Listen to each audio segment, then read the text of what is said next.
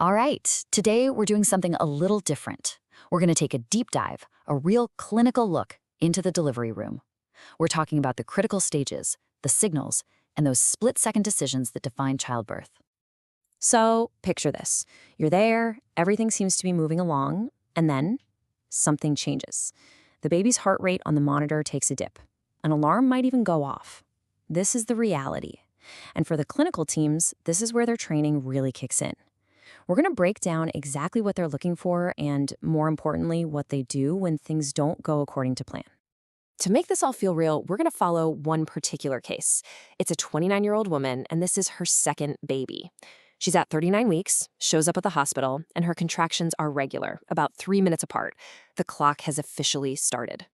So, she's now in what's clinically known as the first stage of labor. This is the big one, usually the longest stage. And the whole goal here is simple, for the cervix to dilate, getting the body ready for delivery. But, this stage isn't just one long event. It actually has its own distinct phases. The first stage is really a tale of two parts. First, you've got the latent phase. This is the early labor you hear about. It's slower, and it takes the cervix from closed all the way up to 6 centimeters. After that, things kick into high gear with the active phase. This is where things get more intense, and dilation happens much more quickly, going from 6 all the way to a full 10 centimeters. So if there's one number to really focus on here, it's this, 6 centimeters. You could say this is the clinical line in the sand. Once a patient's cervix hits 6 centimeters, they have officially moved out of early labor and into active labor. It's a huge milestone. And this is a really key point. The switch to active labor isn't just a feeling. It's not just about how strong the contractions are. It's a clear, measurable thing. Crossing that 6 centimeter threshold means things are official. Now, as all this is happening, there's a huge question that's always on the medical team's mind. How is the baby doing? How are they handling the stress of all these contractions? And to figure that out, they need a direct line of communication with the baby. And the way they get that is by constantly monitoring the baby's heart rate. That little line zigzagging across the screen, it's not just a number. It's like a secret language. It's full of patterns that tell a whole story about how the baby is feeling. This little chart helps us decode that language. So, you might see an early deceleration, where the heart rate dips right as a contraction hits. That's usually totally fine, just the baby's head getting a little squeeze. Variable decelerations are all over the place, and that often means the umbilical cord is getting pinched. But it's the late decelerations that really get everyone's attention. A late deceleration is the one that raises a red flag. What you're seeing is the heart rate dropping after the contraction has already peaked, and it takes a while to come back up. This is a huge warning sign. It suggests something called uteroplacental insufficiency. In plain English, it means the baby might not be getting enough oxygen from the placenta, and that's something the team needs to address right away. Okay, so back to our patient. Fortunately, her baby's monitoring is looking great. About 6 hours go by, she reaches full dilation, and now we're heading into the grand finale. And just like that, we have reached the second stage of labor. The cervix is at a full 10 centimeters. The goal is no longer dilating. The objective is crystal clear. It's time to deliver the baby. This is the pushing stage that everyone thinks of when they imagine childbirth. So, how long does this part usually take?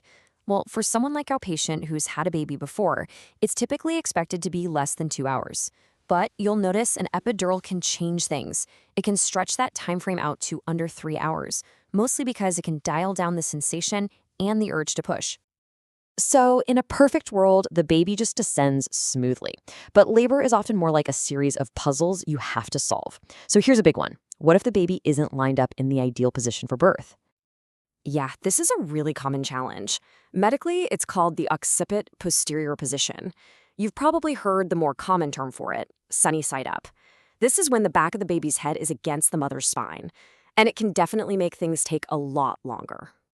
But here's the thing. Clinicians have a very direct way to solve this puzzle. They can actually go in and manually rotate the baby's head while it's still in the birth canal. The goal is to turn the baby from that tricky posterior position to the much more favorable occiput anterior position. A successful turn can get labor right back on track. Okay, let's get back to our patient story. The pushing is working, the baby's head is delivered, and there's this moment of relief. But then everything stops. a brand new and much more urgent problem has just appeared. This quote spells it out with chilling clinical accuracy. The head is out, but the baby's front shoulder has gotten wedged behind the mother's pubic bone. It's literally stuck, and the rest of the baby's body can't follow.